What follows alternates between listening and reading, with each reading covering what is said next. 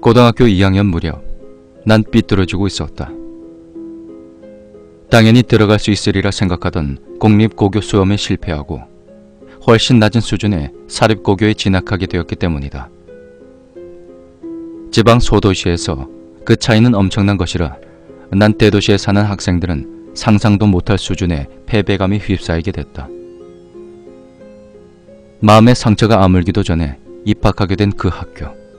역시나 양아치 소굴이었다. 금묵자흑이라고 나 역시 그 사이에서 점차 훌륭한 양아치가 되어갔다. 여름방학이 되어 난 양아치 친구 3명과 함께 한밤중에 드라이브를 나섰다. 물론 면허는 없었지만 일단 운전은 대충 할 줄 알았기에 부모님이 시골에 가신 틈을 타서 집에 있는 차를 몰래 타고 나왔던 것이다. 누군가에게 들키면 큰일이니까 조심스레 사람이 없는 쪽으로 차를 달리자 이윽고 마을과는 멀리 떨어진 한산한 곳이 나왔다. 가로등도 없는 어둡고 좁은 길을 덜컹거리며 가는 사이 오래된 신사의 모습이 보였다. 헤드라이트로 비추자 신사 앞의 기둥문도 작은 본전도 다 낡아 빠졌고 돌계단에는 이끼가 잔뜩 끼어 보기만 해도 섬뜩했다. 그러나 양아치스러운 허세가 나와서 아, 이거 심령 스팟이가 재밌겠구만. 이렇게 말하며 장난스레 돌아다녔다. 신사 경내를 돌아다니거나 건물 사이 틈새를 손으로 만져보거나 했다. 이윽고 친구 타나카가 뒤쪽 나무에서 검 하나를 찾아냈다. 그것은 나무에 꽂혀 있었다고 한다. 검이라고는 해도 자루는 썩어서 일부밖에 남지 않았고 차라리 하나의 칼날이라 하는 편이 옳을 듯한 꼴이었다. 그러나 손에 느껴지는 묵직한 질감에 멍청한 타나카는 이거 보물 감정하는 곳에 가져가면 의외로 돈이 들지도 몰라. 이렇게 말하며 그 검을 자신의 배낭에 넣었다. 난 아무리 양아치라고는 해도 어린 시절부터 독실한 할머니 밑에서 자라기 때문에 차마 그렇게 쉽게 대할 수가 없었다. 그래서 내가 말했다. 이런 곳에서 물건 가져가는 건 좀 위험하지 않냐? 뭐라고? 너 쫄았냐? 그 비웃음이 담긴 말에 난 더 이상 말할 수가 없었다. 그러던 도중 탐색에도 질린 우리는 신사를 떠났다. 그런데 10분 정도 차를 타고 달릴 무렵 갑자기 차가 덜컹거리며 흔들리기 시작했다. 마치 비포장 도로를 달리는 것 같은 격렬한 흔들림이었다. 아무리 시골길이라고 해도 길은 확실히 포장이 되어 있었다. 고장이라도 난 건가 싶어 우린 차를 멈추었다. 그러자 뒷좌석에 앉은 녀석들이 갑자기 비명을 지르는 것이다. 녀석들이 가리키고 있는 창문 밖을 보자 거기엔 새하얗고 무표정한 얼굴로 서 있는 사람이 여러 명이 보였다.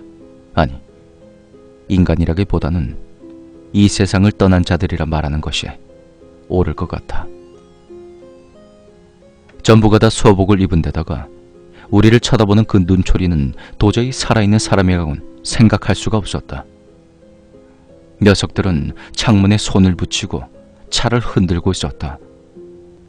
우리가 두려움에 굳어있는 사이 그 숫자는 점점 늘어난다.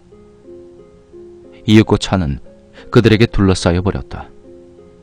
차의 흔들림은 더욱더 심해져만 간다. 이게 뭐야?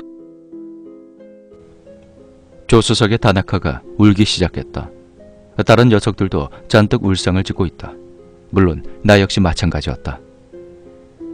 칠흑 같은 어둠 속에서 하얗게 떠오른 무수한 망자들은 그런 우리들을 바라보고 있을 뿐이었다.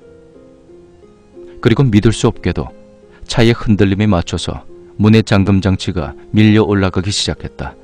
이대로라면 문이 열려버린다. 아니, 귀신이라면 문을 뚫고 들어올지도 모르겠다. 너무나 엄청난 공포감에 심장이 멈출 것만 같았다. 그때 땅바닥에 깔린 것처럼 느껴질 정도로 낮은 목소리가 들려왔다.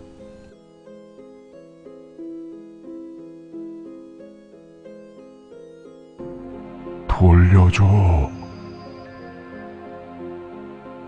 돌려줘. 돌려주라고? 무엇을 말하는 거지? 하지만 답은 정해져 있었다. 분명히 아까 다나카가 가져온 그 검이다. 다나카, 아까 그건 빨리 돌려줘. 난 외쳤다. 다나카는 덜덜 떨면서도 배낭에서 그 검을 꺼냈다.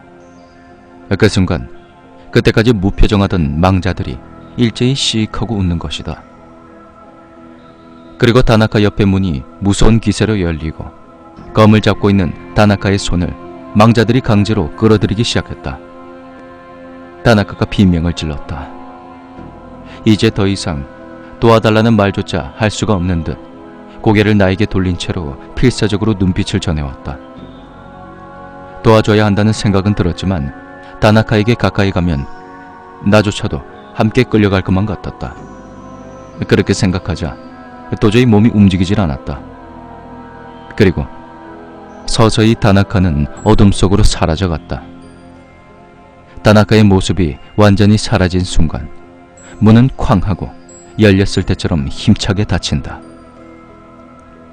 우리들은 한동안 움직일 수가 없었다. 아무런 말조차 할 수가 없었다.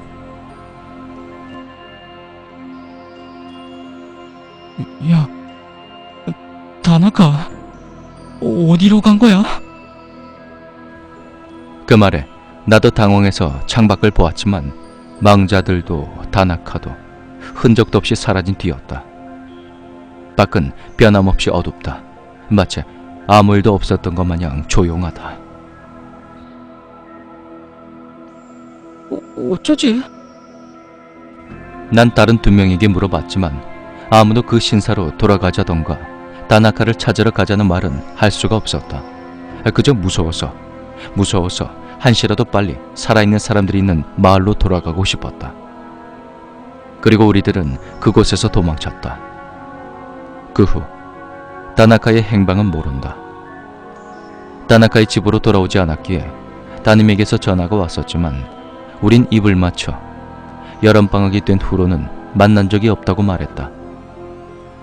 진실을 말해도 믿어줄 것 같지 않았고 오히려 무면허 운전이 발각되어 홈 만날 것 같았다. 그 사건에 대해 더 이상 아무것도 생각하고 싶지 않단 두려움도 있었다. 우린 그 이상 추궁받지 않았다. 원래 다나카는 계모와 사이가 안 좋아서 중학교 무렵부터 가출을 반복하고 있었기에 이번에도 가출한 것으로 결론이 지어졌다. 무엇보다 계모도 따님도 열심히 찾을 의지가 없었을 것이다. 결국 명분뿐인 수색장만 나왔고 사건은 끝이 났다. 그 이후 우리들은 서로 어울리는 것을 그만두었다. 공통의 비밀과 죄악감은 오히려 우리 사이에 거리감만 만들었다. 우린 서로 눈을 마주치는 것조차 피하게 되었다. 그리고 난 필사적으로 공부했다. 그 마을로부터 멀어지고 싶은 마음뿐이었다. 그렇게 소원은 이루어졌고 도쿄의 대학에 합격한 나는 그 후로 한 번도 그 마을로 돌아가지 않았다. 그러나 잊지는 않았다. 잊으려고 해도 잊을 수가 없다. 그날 다나카가 질질 끌려 들어간 어둠 속, 그리고 그 어둠보다 더 어두운 사람의 마음. 다나카를 죽게 내버려둔 나와 걱정하는 척해도 결국은 다나카를 버려버린 계모나 따님의 마음이 지금도 잠에 들 때면 미친 듯이 떠올라 나를 괴롭게 만드는 것이다.